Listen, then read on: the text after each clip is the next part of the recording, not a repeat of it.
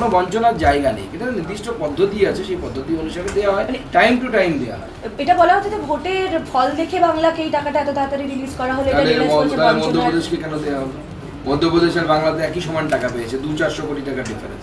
মধ্যপ্রদেশে তো আমরা সব সিট পেয়েছি, তো হিসেব মতো তো মধ্যপ্রদেশকে আরো বেশি দেওয়া উচিত ছিল।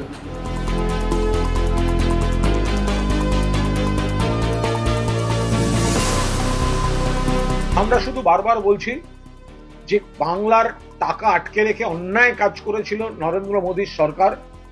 বাংলার জনাদেশ, বাংলায় বিজেপিকে প্রত্যাখ্যান করা এবং তৃণমূলকে বিপুল ভোটে জিতিয়ে আনা প্রমাণ করে দিয়েছে যে বাংলার মানুষ বাংলার প্রতি বৈষম্য, বাংলার প্রতি প্রতিহিংসা, বঞ্চনার রাজনীতির বিরোধিতা করেছে। ফলে সেই শিক্ষা যদি কেন্দ্রীয় সরকার নেয় সেটা ভালো।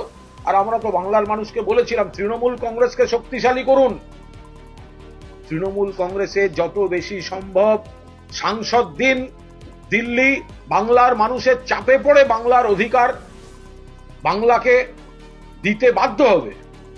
বিজেপির সাংসদ বেশি হলে বাংলার অধিকার সুরক্ষিত হবে না, তৃণমূল কংগ্রেসের সাংসদ বেশি হলে বাংলার অধিকার সুরক্ষিত হবে।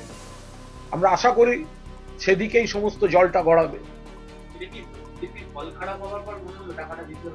শিক্ষা পেয়ে জনাদেশ, শিক্ষা পেয়ে মানুষ বিজেপিকে প্রত্যাখ্যান করেছেন। বিজেপির এই টাকা আটকানোর পলিটিক্স, বাংলার টাকা দেব না কারণ হেরে গেছি, আর রাজ্যের বিজেপির সব নেতাদের পৈশাচিক উল্লাস, দিল্লিকে বলেছি টাকা আটকে দিতে, দিল্লিকে বলেছি টাকা না দিতে, তার জবাব মানুষ দিয়ে দিয়েছেন। ফলে সেই প্রবল চাপে এবং লোকসভা রাজ্যসভা মিলিয়ে তৃণমূল কংগ্রেসের 42 জন সাংসদ, লোকসভায় 29 জন, ফলে সেটা সেই চাপটাও একটা কাজ করতে শুরু করছে।